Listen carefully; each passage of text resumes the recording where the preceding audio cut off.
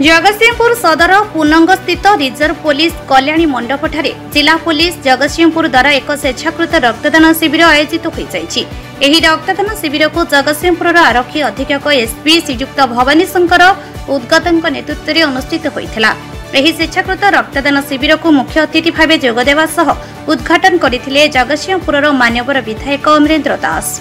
एही स्वेच्छाकृत रक्तदान शिविर में जगतसिंहपुर एसपी भवानी शंकर उद्गत एसडीपीओ आंजिक्य माने रिजर्व पुलिस अधिकारी उमाकांत बेहेरा कनेस्टेबल होमगार्ड जिला सभापति राष्ट्ररंजन आचार्य संपादक प्रेमानंद बारिक समस्त पुलिस कर्मी आज स्वेच्छाकृत रक्तदान कर कार्यक्रम को सफल कराइछंती।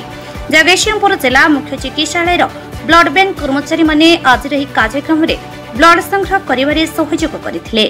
खरा दिने प्रायतः लोक माने एते अवेयर नाहंती डरंती रक्त दवा पई एवं जून ठारू चाषबास काम आरंभ हो जाए तेणु रक्तदान शिविर बहु परिमाण कमी जाए। बर्तमान मेडिकल प्राय सब मेडिकल रक्त मिलवा बहुत कष्ट जदि गोटे डोनर आनिले गोटे रक्त मिल पार यही समय आमर रिजर्व पुलिस भाई माने ये जो ब्लड डोनेशन कैंप करते जेते साधुवाद देले कम हम जेते प्रशंसा कले कम हम लोकंकर दिन राति 24 आवर सर्विस देला परे जो मानविकतार उदाहरण देइचंदी रक्तदान देकर महत्व दान देइचंदी जीवन बचाई आगु को बाहरी आछन।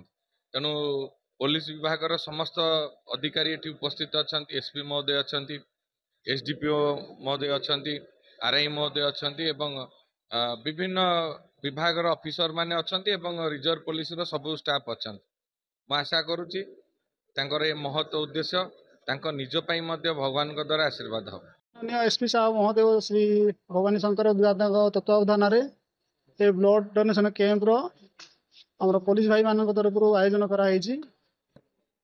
साहब पूर्व भी चेष्टा करते जेहेतु विभिन्न प्रकार एलएलयूडी रोचे कैंसल होता पुणी साहब निजे इंटरेस्ट नहीं जिनसा कराउछंती जेहेतु समाज गोटे पार्ट पुलिस होची गोटे सामाजिक सोशल वर्कर से किसी सोशल काम करने साहब पिला एनकरेज कर ब्लड डोनेशन कैंप आयोजन कराइला। या आमर हेल्थ चेकअप कैंप भी आयोजन करा फुर्सत देखी जो समय मिले देखी बाहर कर गोटे प्रोसेस करा। Jagatsinghpur Asmita Mahanti report Utkal mail TV.